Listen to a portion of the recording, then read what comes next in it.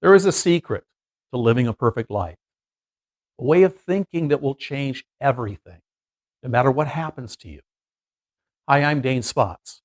In the workshop that follows, I'll reveal 5 key principles that, once embraced, expand your possibilities and give you everything you need to live a happy and fulfilled life. The secret that will be revealed at the end is a simple but profound truth that will shape every aspect of how you choose to live from this day forward. If you like what you're about to experience, I encourage you to download the new Zygon Mind Technology app. There'll be hundreds of programs that will help you become your full potential by unleashing the most powerful force in the universe, your mind.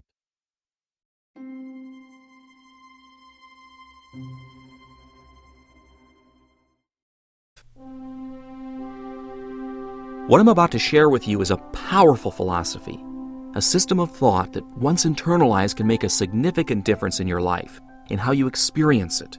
And your experiences have everything to do with your beliefs and how you see the world. You know what's amazing? Is that people are willing to go to war and even give up their lives for a cause, but they can't give up the causes of their suffering. Why is that? Why do we hold on to beliefs that don't serve us? Our habit patterns are so hard to break, and even when we try, obstacles seem to appear. Our desires and our attachments push us to keep repeating the same destructive patterns over and over again. Why? Why do we follow the same negative course, rarely finding happiness or satisfaction in the pleasures all around us? Here's why. It's because we haven't learned how to truly enjoy a single moment, how to live in the present. We spend most of the time worrying about the future or dwelling on the past, and so our experiences are never totally fulfilled. Our time is spent between work and pleasure, and we work, it seems, for pleasure, preparing and planning for weekends and vacations and various entertainments to escape into. Now, I'm not saying that this is wrong. I'm just asking the question, do we find real pleasure in the constant pursuit of entertainment? Or are we missing something? Something deeper and more sustaining? If you're still with me, then I invite you to join me on a life quest, if you will, an internal adventure into your own potential, a self-discovery of what you can do right now to start living a perfect life. What this program is about is rethinking your life, asking yourself questions about why you do the things you do, refocusing your energy and desires from things that leave you empty to those thoughts and actions that fill you up inside with joy and happiness.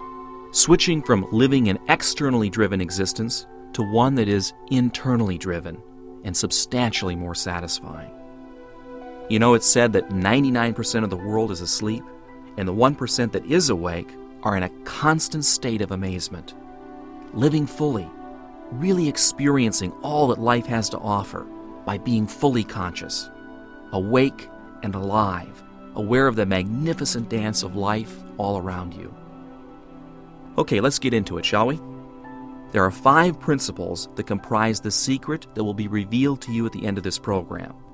I'm going to give you each principle and a brief discussion on how to implement them into your life plan. These principles are simple to understand, but may take a lifetime to master. And the point here isn't to listen to this program and have them mastered in a day. No, it's to have an understanding first of where you are in your own evolution, and then to be consciously aware of where you're going or growing, and to practice each day being a better human being. The changes that you'll notice, although subtle, are profound. And it's usually the little things that will make you aware that it's working. Like standing in line at the bank, which used to cause impatience and frustration, becomes a nothing. Or no longer worrying about future events that you have no control over, and their power seems to diminish. As you become awakened to the magic of life all around you, you begin seeing the majesty in nature and the joy in your personal relationships. The caveat is this: we live in the age of McDonald's and cellular telephones and expect instant everything. The way we live today is vastly different than even 100 years ago. and an accelerated everything seems to create more psychological difficulties because it sets up a hurry-worry mindset that is often destructive to our higher purpose. Yet there's nothing wrong with the tools that we use. It's our allowing them to control our lives that's wrong. Listen, it took you all of your life to get to where you are right now, to create the you that's you. And it may take the rest of your life to uncreate the belief systems that rule your behavior patterns.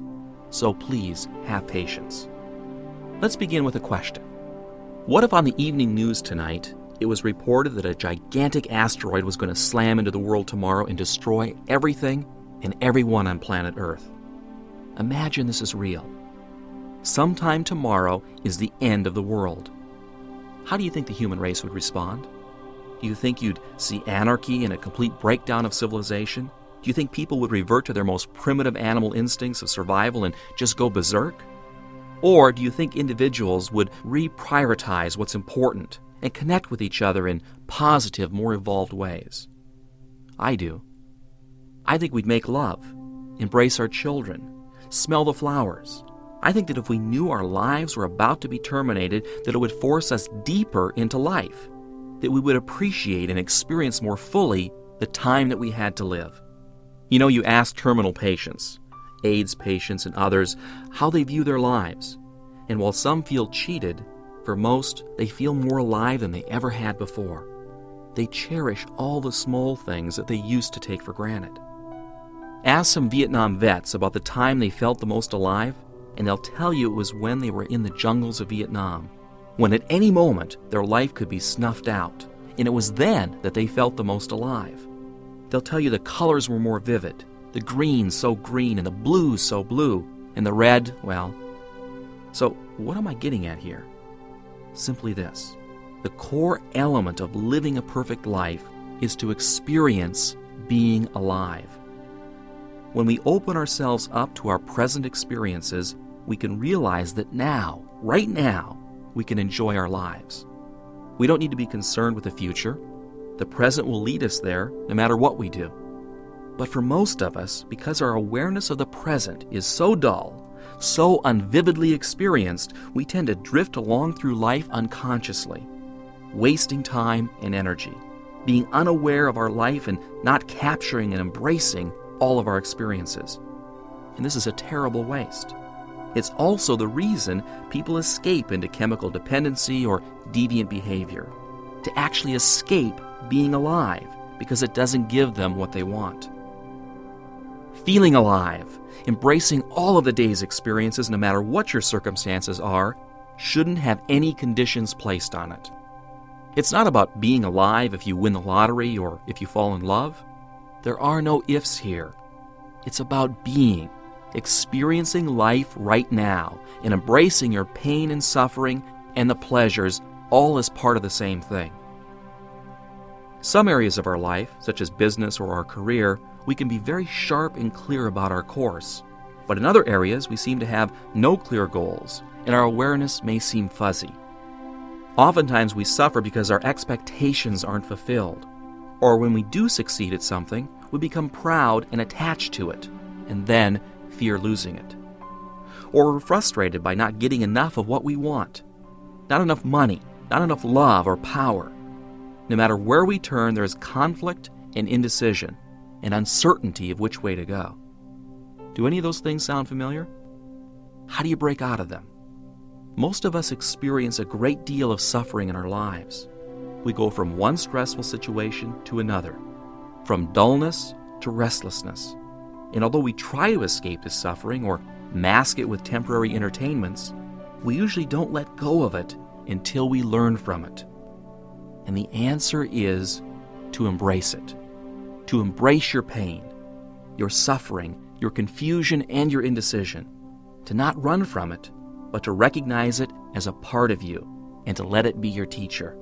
Because when you do, everything takes on a new color and meaning. And the little disappointments, the upsets, the things that don't always go your way, have much less power over you. In fact, because you're more consciously alive, you project from a center of what I call focused joy. Let me ask you to make a simple comparison. Which makes you feel more alive?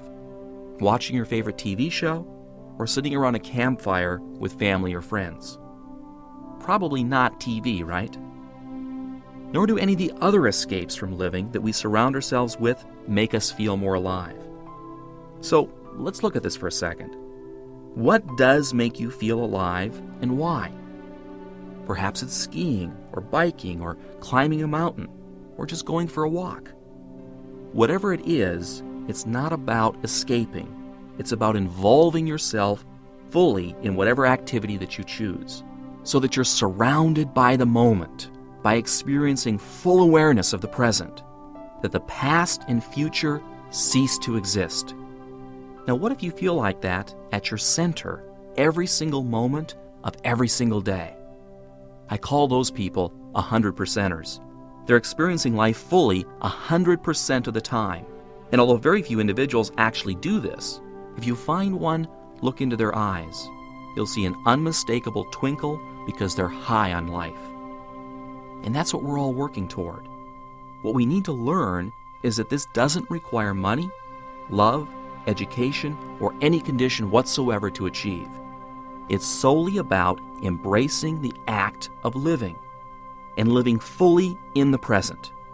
By injecting yourself fully into the present, your mind is occupied with now and cannot think of the past nor the future. There is only right now. And when you're living in the now, that's when you experience aliveness and when you're the most happy. This then is principle number 1. Learn to live consciously, to be in the present. Act as if everything matters, but nothing is really important. Let me give that to you again. Learn to live consciously, to be in the present. Act as if everything matters, but nothing is really important. The meaning of here and now is beautifully illustrated by a Zen story of a monk who is being chased by 2 tigers. He came to the edge of a cliff. He looked back, and the tigers were almost upon him. Noticing a vine leading over the cliff, he quickly crawled over the edge and began to let himself down by the vine. Then, as he checked below, he saw 2 tigers waiting for him at the bottom of the cliff. He looked up and observed that 2 mice were gnawing away at the vine. Just then, he saw a beautiful strawberry within his reach. He picked it and enjoyed the best tasting strawberry in his whole life. Although only minutes from death, the monk could enjoy the here and now. Our life continually sends us tigers, and it continually sends us strawberries. But do we let ourselves enjoy the strawberries? Or do we use our valuable consciousness worrying about the tigers? Notice that the monk fully responded to the physical danger in the most intelligent way. He ran from the tigers and even scrambled down the cliff while hanging onto a vine. And having done this, he remained fully in the here and now to enjoy whatever life offered him. Although death was only minutes away, he didn't let thoughts of the future terrify him. After doing everything that he could do, he used his precious consciousness to fully enjoy every moment of his life. Assume that today is your last day on earth, and everything matters because it is your last day. But nothing is really all that important. Nothing really has enough power over you to distract you from the simple pleasures of just being alive and experiencing this moment in time. And you accomplish this by being mindful of all the sensory pleasures that come your way, from the sun on your face, or the rain, to the sound of the birds or the planes, to the view of the mountains or skyscrapers outside your window. Take it all in, as if it's the last time that you'll ever get to experience it. Try this exercise for a day or a week and see how it affects your perceptions. It's a powerful way of awakening your sense of being alive. By becoming more aware of your body and your senses, by not dreaming of the future or living in the past, you release all that pent-up negative emotional energy. Your thoughts and feelings become more focused and centered. And once you discover your balance, your center, you can maintain it no matter what happens to you in life. Unlike fleeting moments of happiness when you win the lottery or fall in love, the joy that arises from just being conscious and in the present begins to fill your life. And what's interesting is that on an emotional level, it feels like you won the lottery or that you've fallen in love every single day. The events and patterns that occur in your life become your teacher. Analyze them and practice being aware every single moment. When you do this each day, you slowly become a more and more authentic human being. Your life takes on a quality of genuineness, and the confusion and chaos outside of you slowly begin to diminish. If you face each situation by being aware, you become more responsible for your experiences, and this is the beginning of the path toward living a perfect life. Okay, got it? I know what you're thinking. Yeah, it sounds good, but winning the lottery would be better. Listen, this is the most powerful thing that you will ever do in your life. This is the seed to lasting happiness. I know lots of miserable millionaires and lots of people who fall in and out of love every month. But life doesn't have to be a roller coaster of joy and depression. Practice your awareness of the present. Do it every day. And do that by playing the mind game, this is your last day on earth. And you will see an unfolding of magnificent possibilities occur right before your very eyes. I promise. Now let's move on to the second principle, or secret to living the perfect life. Ready? Good, because this is one of the most powerful ideas of all time. It is a central core to every spiritual doctrine on earth, yet it's not well understood or followed, perhaps because it's so deceptively simple and difficult to embrace.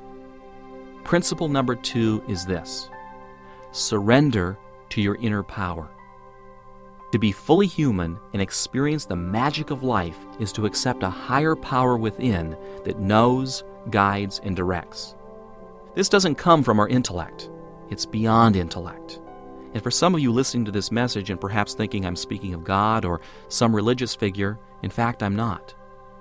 There is without a doubt a spiritual aspect to this second principle, but it's not a religious view. If you're someone who embraces a particular doctrine and it gives you comfort to think of this principle in that context, then so be it. What I'm referring to is an idea that has nothing to do with giving up your responsibility or your actions to a higher being. On the contrary, what I'm suggesting is a subtle but profound shift in your thinking that will serve as a new conceptual pattern for how you view your reality, a way of making your life an art form with a continuum of possibilities.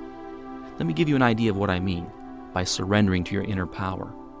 In the 1930s, there was an interesting book written on the subject of Zen archery called Zen in the Art of Archery.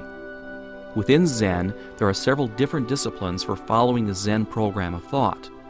One of these uses archery and swordsmanship as a way of teaching students how to surrender to an inner power, a concept called body knowing.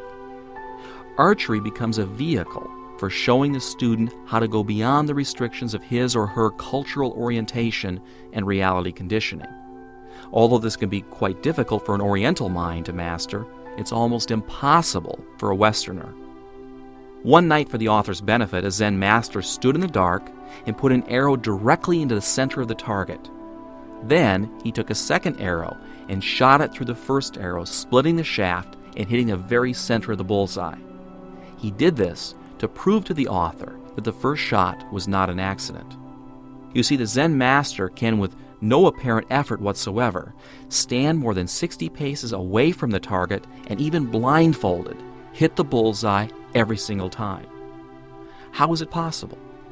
In Zen archery, all the Western ideas of time and motion, cause and effect, and Newtonian physics are bypassed. The bow is made of an ancient design which is extremely hard to draw, and the way the master holds it and draws the arrow makes it even more difficult. The master breathes in the energy of the universe as he draws his bow, and when he releases the arrow, he's not concentrating his aim at the target.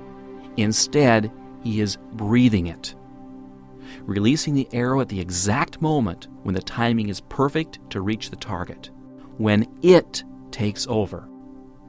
The act of breathing it is what causes the desired result. The author uses the term not doing to describe the idea of it breathing you. It draws the bow and releases at the exact right time, and it strikes the target without aiming. The master only concentrates on the breath, not the arrow, not the target, nor his aim. Now, this is a very hard idea for the Western mind to grasp. And I know it sounds like a lot of mumbo-jumbo to those of us who've been raised by an educational system that views reality only in a scientifically predictable way. The purpose of Zen archery is to teach the student to let go, to shift one's ordinary consciousness to the extent that it takes over you. Athletes use the term being in the zone. You probably heard this before.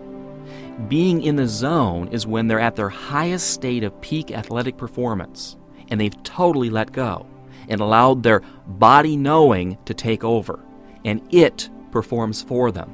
They simply get out of its way. So why should you care, or even want to do this? And even if you wanted to, how could you do this? How can you actually let go? And what happens if you do?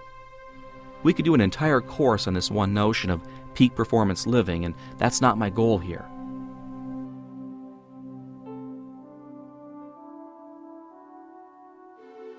I know you're afraid to let go.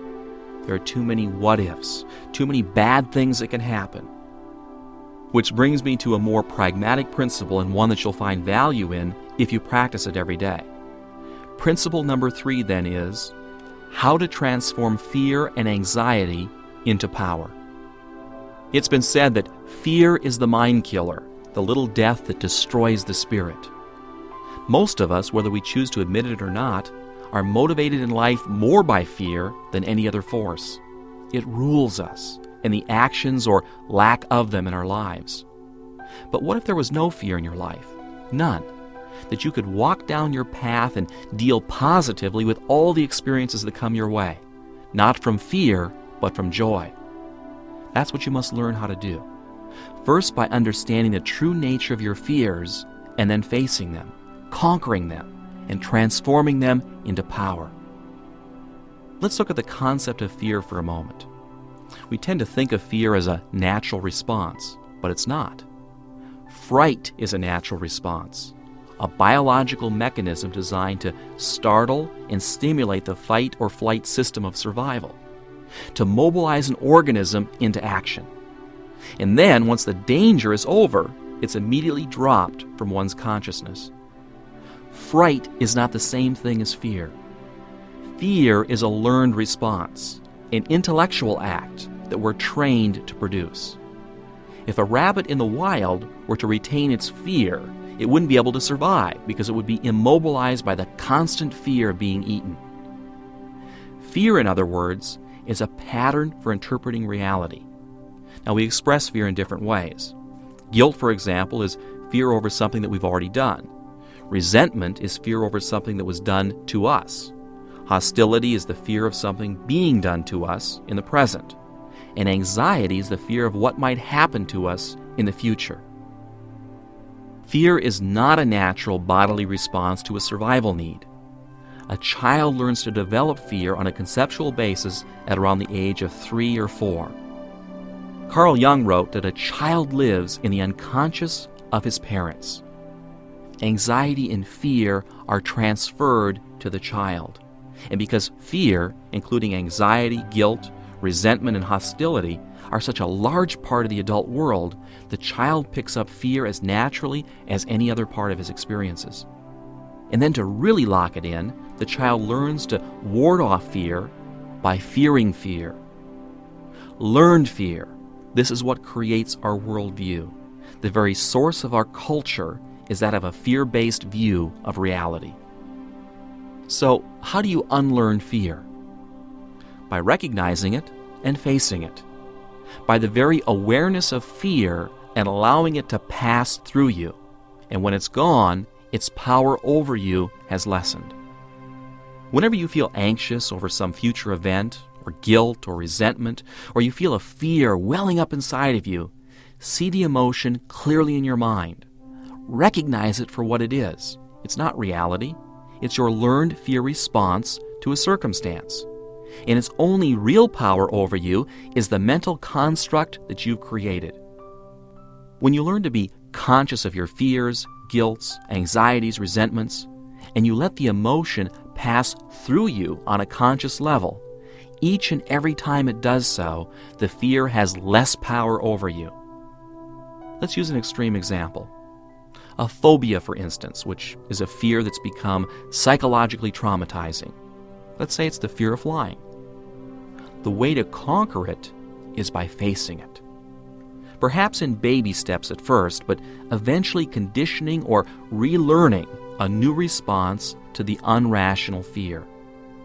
Many people who are terrified of flying learned to become pilots so they could conquer their fear. By facing it and learning about it, they taught their mind to no longer be paralyzed by the thought of it.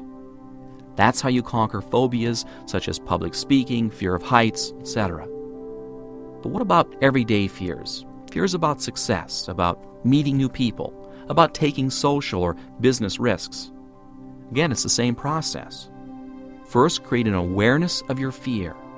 Recognize it, see it, and then take steps to put yourself in it, to face it and let it pass over you. Realizing that the fear of it is only a learned response, that your fear does not serve you any longer, and that you're allowing yourself to face it so that it can pass through you. If you see it and do this as I've described, as simple as it sounds, it's the quickest and easiest way to conquer a fear. Do the thing that you fear, and sure enough, it grows smaller and smaller. Sounds pretty simple, doesn't it? Well, try it the next time that you experience anxiety or fear. Try it even on a guilt feeling or a resentment. It will work with those past fears as well by recreating the experience in your mind and rescripting your interpretation of it. So transform your fears and anxieties into power by recognizing them, becoming aware of your fears, letting them surface from your subconscious mind. Then let them pass through you, forcing yourself to face it, knowing that when it's gone, only you will remain. Do this and you'll discover a magic power in your life. Your fears will no longer control you, and you'll be freer and more able to explore more possibilities in your life. Okay then, let's move on. The next principle number 4, which is find your passion. Find the underlying principle or activity that gives your life meaning and pursue it. Joseph Campbell, in his Power of Myth teachings, talks about the idea of following your bliss, the thing that gives your life meaning, nurturing both body and soul. And it doesn't have to be work-related. It can be anything. Motherhood, a hobby, an educational pursuit. Go where your body and soul want to go, where you have that special feeling inside that says that this is right for you, and then stay with it, and don't let anyone divert you from your path. How do you find your passion? Well, look around you. You're having experiences right now that can lead you in the right direction. Follow your intuition. It's telling you truth about what you should be doing and where you should be going. And don't be afraid to experiment with your life. Taste new experiences and see where they lead. The answers are all around you. Perhaps you just can't see them yet. It's said that when the student is ready, the teacher appears. Look for the signs. Your teachers are everywhere, all around you.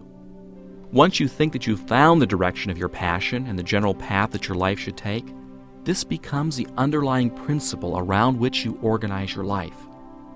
Let's say you have this pull to become a teacher. You love kids and you love the process of enlightening them. But right now you're a successful business person, and because you make a comfortable living, you'd be sacrificing income as well as time to go back to school to get your teaching credential. So what do? Follow your bliss. Listen to your heart. If you have a pull to teach, then teach. Get on the path of your life's mission. The sacrifices, the trials, the obstacles, all of this is part of your personal growth process.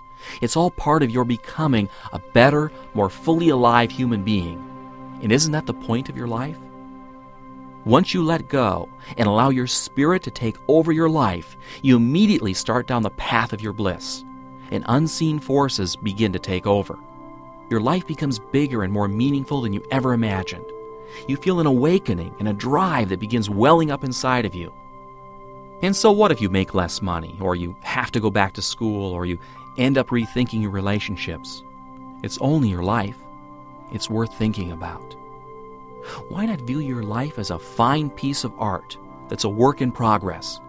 Each day you paint on the canvas of your experiences additional color and form, adding to your life painting. Although it will never be complete, each day you pursue your passions, your painting expands and becomes more beautiful and more alive with more meaning and color. But maybe you're thinking, okay, that's nice for you, Dane, but what I'd really like is $1 million. Then everything would be okay. And I would say to you this: find your passion, pursue it. The money will follow. Maybe not $1 million, but everything that you'll need to live the life that you desire. The secret to living the perfect life is not about money. Having it or not having it makes no difference in your experiencing happiness. This may be hard for you to understand, but the attachment to money actually separates you from your greater awareness. You know those bumper stickers that were around a few years ago that said, "He who dies with the most toys wins"? As if when you're on your deathbed that you'll actually really be thinking about all the stuff that you acquired. What you will be thinking about is who you loved and who loved you, and all the things that you did or didn't do. The bumper sticker should read, "He who dies with the most love and life experiences wins." That's the path of a true human being. To learn and grow and make that painting of yours a masterpiece of love and fulfilling experiences. So how do you create that kind of life? How do you direct your experiences so that they're positive and fulfilling? With principle number 5, which is to practice right thinking. You know, our minds are good at tricking us in life, good at creating suffering, and we're constantly struggling between the extremes of wanting more or at least something different, and suffering in this multi-level cycle of past regrets, future hopes, and present confusions.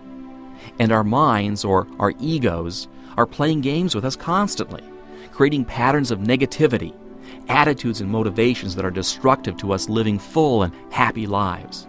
And the answer lies in the mind. It's a source of all knowledge and inspiration. When we become enlightened, it's the mind that becomes enlightened. When we're sad, it's the mind that's sad. And by simply changing the way we think, we can literally transform our daily experience. I'm about to show you how. You know, we show great concern for our bodies, beautifying ourselves and spending great time and expense in creating impressive self-images. But seldom do we spend much time understanding or appreciating the powers of our minds. Why is that? Probably because we're externally driven. We don't value or even believe much in the things that we can't see. And so we neglect the most powerful force that we possess, our minds. Okay, so what is right thinking? It's a concept that we create by our thoughts, the experiences that we encounter in life. That our thoughts are things, a force of energy, if you will, that when projected into the universe actually affects others and the nature of reality. Napoleon Hill's book, Think and Grow Rich, was all about this. Many, many books have been written about it, and entire schools of thought have been created around this idea that thoughts have a basis in reality creation. And whether you choose to believe this or not, I think you will agree that your attitude does affect others and the outcome of the kind of day that you'll experience. How many times have you said, "It's just one of those days when everything goes wrong," or "I'm having a bad day"? And sure enough, you have created a self-fulfilling prophecy. There's not enough time in this message to go through all the metaphysical and quantum physics explanations for how our thoughts affect the world around us. Suffice it to say, believe it, and they do. What I'd rather give you here is an overview of how to apply this idea into your day so as to realize and gain from its power. Right thinking is merely the application of the positioning of your thoughts so that your experiences and outcomes are positive, so that you get what you want and can overcome your obstacles more easily and enjoy your life more thoroughly. The doctrine of right thinking is very simple. 1. Thoughts are things. They have power to affect people and events, and therefore how you think has everything to do with the reality that you experience. 2.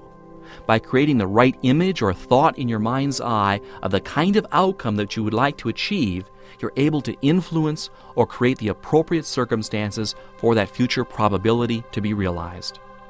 Really, that's it. If you can visualize the outcome in vivid enough of a way and energize it with enough positive emotion, and all negative energy or thoughts surrounding the realization of this outcome have been neutralized, then all or some of it will likely come to pass. If you think I've completely flipped out, then I suggest you read Napoleon Hill's book, Think and Grow Rich. The world's most successful people practice this all the time. So do top athletes and others who are leaders in their field.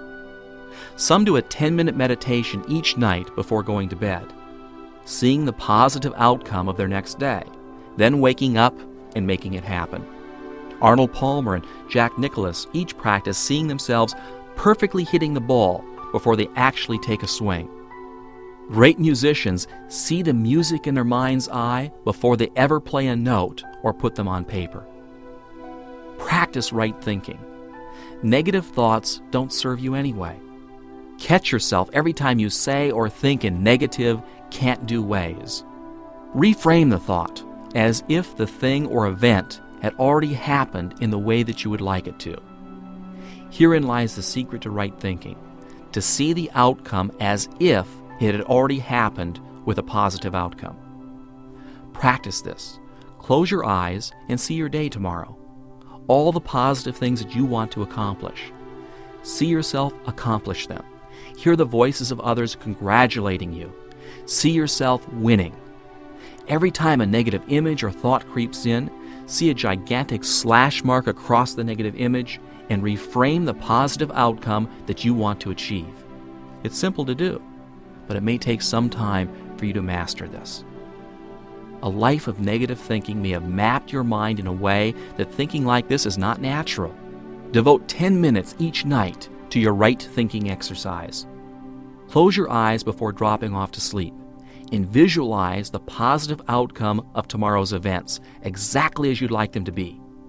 Then, during the waking part of your day, become consciously aware of how many times you say or think a negative thought. Be honest with yourself, and then reframe the negative thought to a positive outcome. Do this for the next 30 days. Keep a journal of your progress, and I'd be willing to bet you $1 million that you'll see a shift in your experiences. Well, those are the 5 principles. 1. Live consciously in the present. 2. Surrender to your inner power. 3. Transform fear and anxiety. 4. Find your passions and pursue them. And 5. Practice right thinking. These 5 principles may take years, even a lifetime to master, but it is the experience of it, the learning along the way that slowly transforms your life to one of greater and greater meaning and happiness. And that is really the secret of living the perfect life. To embrace life and all the experiences that you encounter along your path, the pain and the suffering along with the pleasures. To live as if there is no tomorrow, to be, to exist, to surrender to your inner power and let life breathe you. Finding your teachers from all that surrounds you, to be in the world but not attached to it.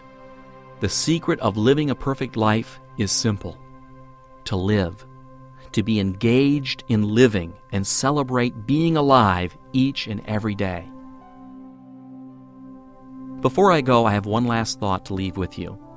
If tomorrow you were involved in an automobile accident and you were paralyzed for the rest of your life, how would you be?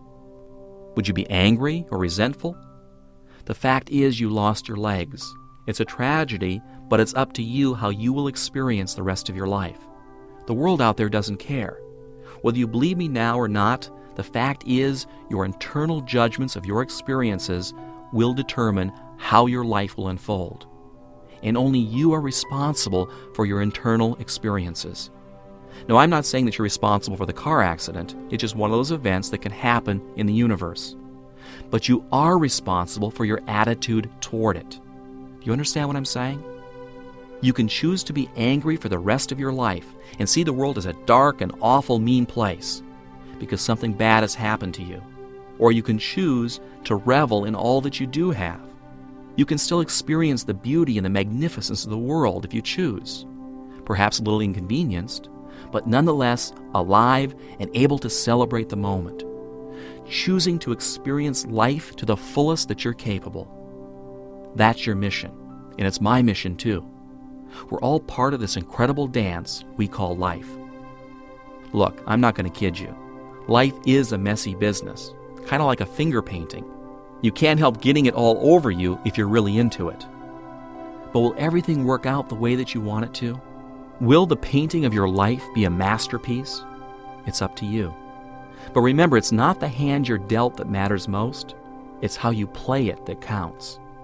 Within every adversity lies seeds of possibilities. Look for them. Within every failure is a learning experience. Discover it. Within every tragedy, a new way of seeing. Find it.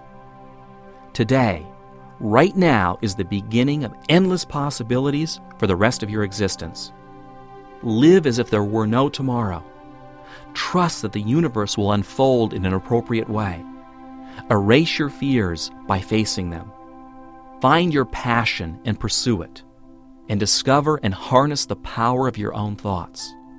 Practice these things each day, and a new and magical reality will unfold before your very eyes. I promise.